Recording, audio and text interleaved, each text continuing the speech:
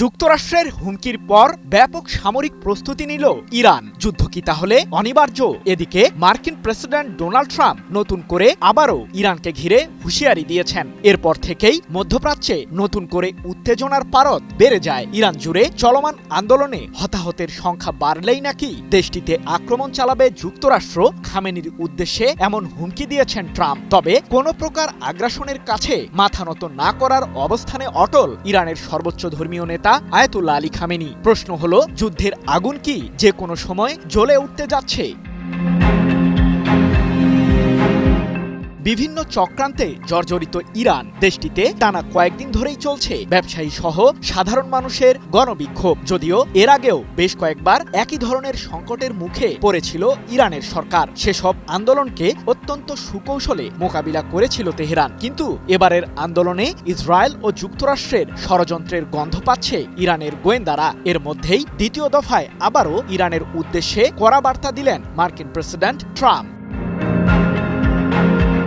ইরানে চলমান আন্দোলনে বিক্ষোভকারীদের উপর দেশটির সরকার সহিংসতা অব্যাহত রাখলে ইরানিদের সহায়তায় এগিয়ে আসবে যুক্তরাষ্ট্র, এমন হুঁশিয়ারি দিয়ে ট্রাম্প বলেছেন, আমরা খুব কাছ থেকেই ইরানের আন্দোলন পর্যবেক্ষণ করছি। যদি খামেনির নেতৃত্বাধীন ইরানের সরকার বিক্ষোভকারীদের উপর হত্যাযজ্ঞ চালায় তাহলে যুক্তরাষ্ট্র শীঘ্রই ইরানে আঘাত হানবে। 5 জানুয়ারি এক প্রতিবেদনে বিষয়টি নিশ্চিত করেছে ইসরায়েলের সংবাদ মাধ্যম টাইমস অব ইসরায়েল।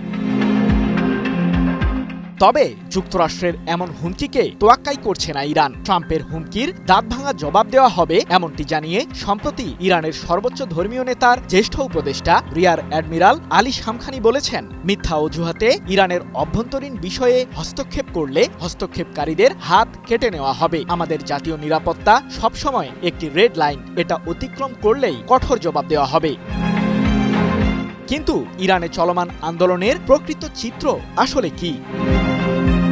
ইরানে চলমান আন্দোলনকে দেশটির জনগণের গণতান্ত্রিক অধিকার হিসেবেই বিবেচনা করছেন আয়াতুল্লাহ আলী খামেনি। তবে যারা সহিংসতা চালাচ্ছে তাদের বিরুদ্ধে কঠোর ব্যবস্থা নেওয়ারও হুঁশিয়ারি দিয়েছেন তিনি। যদিও ইরানিদের অধিকার নিয়ে কাজ করা বিভিন্ন সংস্থার বরাতে ব্রিটিশ বার্তা সংস্থা রয়টার্স জানিয়েছে, এখন পর্যন্ত বিক্ষোভে অন্তত 16 জন নিহত হয়েছে। Japan Bangladesh joint venture company JBS holdings limited.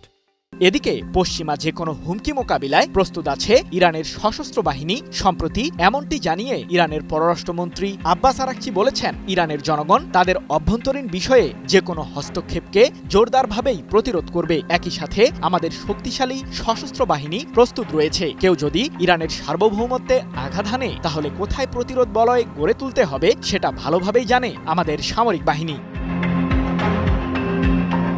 অন্যদিকে ইসরায়েল ভিত্তিক আরেক সংবাদ মাধ্যম দ্য জেরুজালেম পোস্ট তাদের এক প্রতিবেদনে দাবি করেছে যে ট্রাম্পের হুমকির পর নিজেদের সামরিক বাহিনীর সক্ষমতা বৃদ্ধি করতে সশস্ত্র মহড়া চালাচ্ছে ইরান। এরই মধ্যে বিভিন্ন মডেলের আত্মঘাতী ড্রোন ও ব্যালিস্টিক মিসাইলের সক্ষমতা যাচাই করেছে ইরানের সর্বোচ্চ প্রতিরক্ষা বাহিনী IRGC। সৃজন মাহমুদ, নিউজ 24।